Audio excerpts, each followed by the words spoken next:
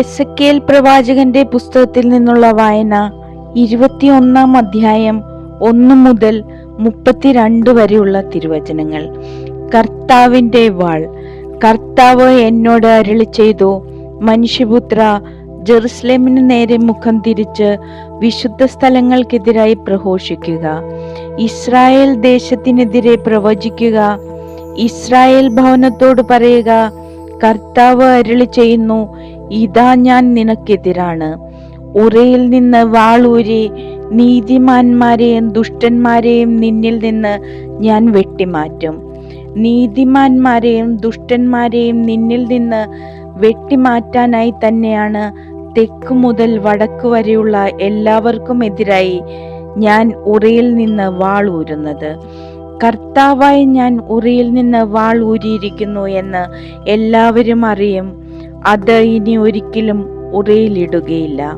മനുഷ്യപുത്ര, അവരുടെ മുമ്പിൽ കഠിന ദുഃഖത്തോടെ ഹൃദയം പൊട്ടുമാറ് നെടുവീർപ്പിടുക. നീ എന്താണ് നെടുവീർപ്പിടുന്നതെന്ന് അവർ ചോദിക്കുമ്പോൾ പറയുക, ഒരു വാർത്ത നിമിത്തമാണ്. അത് ശ്രവിക്കുമ്പോൾ എല്ലാ ഹൃദയങ്ങളും ഉരുകും, എല്ലാ കരങ്ങളും ദുർബലമാകും, എല്ലാ മനസ്സുകളും തളരും, എല്ലാ കാൽമുട്ടുകളും വിറയ്ക്കും. ഇതാ അത് വരുന്നു, അത് നിറവേറുകയും ചെയ്യും. ദൈവമായ കർത്താവ് അരുളി ചെയ്യുന്നു. എനിക്ക് വീണ്ടും കർത്താവിന്റെ അരുളപ്പാടുണ്ടായി, മനുഷ്യപുത്ര, പ്രവചിക്കുക. ദൈവമായ കർത്താവ് അരുളി ചെയ്യുന്നു, ഇതാ ഒരു വാൾ, തേച്ചു മിനുക്കി മൂർച്ച കൂട്ടിയ വാൾ.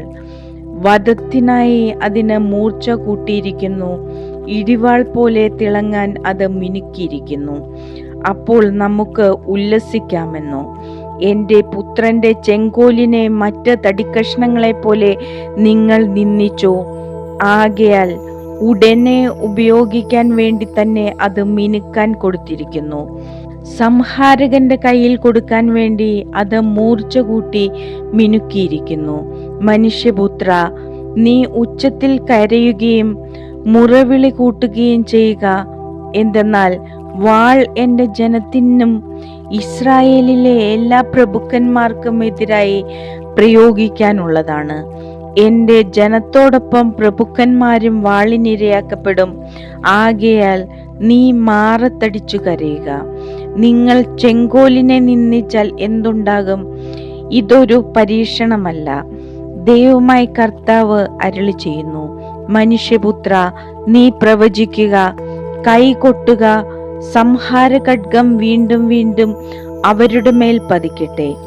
അവർക്ക് ചുറ്റും ചുഴറ്റുന്ന കൊലവാളാണിത്. അവരുടെ ധൈര്യം കെടുത്തുന്നതിനും അനേകർ നിബന്ധിക്കുന്നതിനും വേണ്ടി ഓരോ കവാടത്തിലും ഞാൻ സ്ഥാപിച്ചിരിക്കുന്ന വാളാണത്. ഇടിവാൾ പോലെ തിളങ്ങുന്നതിന് മിനുക്കിയതും സംഹാരത്തിനായി മൂർച്ച കൂട്ടിയതും ആണ് അത്. ഇടത്തോട്ടോ വലത്തോട്ടോ നിന്റെ വായ്ത്തല എങ്ങോട്ട് തിരിയുന്നുവോ അങ്ങോട്ട് വെട്ടുക. ഞാനും കൈകൊട്ടും, എൻ്റെ ക്രോധത്തിന് തൃപ്തി വരുത്തും. കർത്താവായി ഞാൻ പറഞ്ഞിരിക്കുന്നു. കർത്താവ് എന്നോട് വീണ്ടും അരുളി ചെയ്തു, മനുഷ്യപുത്ര, ബാബിലോൺ രാജാവിന്റെ വാൾ കടന്നു വരുന്നതിന് 2 വഴികൾ നീ അടയാളപ്പെടുത്തുക. ഒരു ദേശത്തു നിന്ന് തന്നെ പുറപ്പെടണം. നഗരത്തിലേക്കുള്ള വഴി ആരംഭിക്കുന്നിടത്ത് ഒരു ചൂണ്ടുപലക നാട്ടുക. അങ്ങനെ അമ്മോന്യരുടെ റബ്ബായിലേക്കും യൂദായിലേക്കും കോട്ടകളാൽ സുരക്ഷിതമായ ജെറുസലേമിലേക്കും ആ വാൾ കടന്നു വരുന്നതിനു നീ വഴി അടയാളപ്പെടുത്തുക. എന്തെന്നാൽ ബാബിലോൺ രാജാവ് വഴിത്തിരിവിൽ ശകുനം നോക്കി നിൽക്കുന്നു.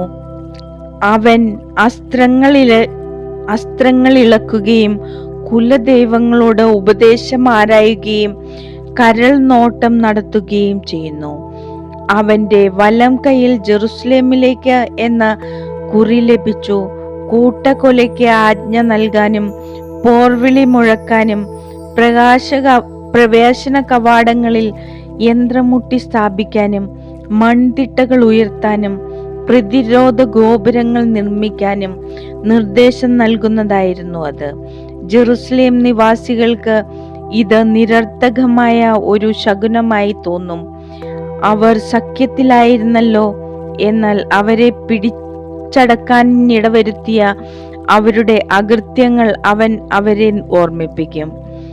ദൈവമായ കർത്താവ് അരുളി ചെയ്യുന്നു, പരസ്യമായ അതിക്രമങ്ങൾ നിമിത്തം നിങ്ങളുടെ അപരാധങ്ങൾ എന്നെ അനുസ്മരിപ്പിച്ചതുകൊണ്ടും നിങ്ങളുടെ എല്ലാ പ്രവൃത്തികളിലും പാപം പ്രത്യക്ഷപ്പെടുന്നത് കൊണ്ടും നിങ്ങൾ എൻ്റെ ഓർമ്മയെ ഉണർത്തിയത് കൊണ്ടും നിങ്ങൾ പിടിക്കപ്പെടും. ദുഷ്ടനും അധർമ്മിയുമായ ഇസ്രായേൽ രാജാവേ, നിന്റെ ദിനം, നിന്റെ അവസാന ശിക്ഷയുടെ ദിനം വരുന്നു.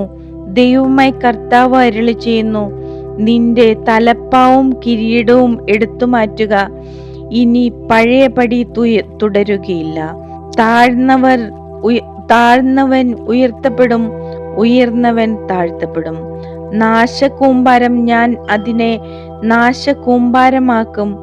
യഥാർത്ഥ അവകാശി വരുന്നതുവരെ അതിന്റെ പൊടി പോലും അവശേഷിക്കുകയില്ല. അവന് ഞാൻ അത് നൽകും. മനുഷ്യപുത്ര, പ്രവചിക്കുക. അമ്മോന്യരെ പറ്റിയും അവരുടെ ധിക്കാരത്തെ പറ്റിയും ദൈവമായ കർത്താവ് അരുളി ചെയ്യുന്നു, സംഹാരത്തിനായി ഒരു വാൾ ഊരിയിരിക്കുന്നു. മിന്നൽ പോലെ വെട്ടിത്തിളങ്ങാൻ അത് തേച്ചു മിനുക്കിയിരിക്കുന്നു. നിങ്ങൾക്ക് വേണ്ടി വ്യാജ ദർശനങ്ങൾ കാണുകയും കള്ളപ്രവചനം നടത്തുകയും ചെയ്യുന്ന ദുഷ്ടരായ അധർമ്മികളുടെ കഴുത്തിൽ ആ വാൾ വീശും. അവരുടെ ദിനം വന്നു കഴിഞ്ഞു, അവരുടെ അവസാന ശിക്ഷയുടെ സമയം. അത് ഉറയിലിടുക.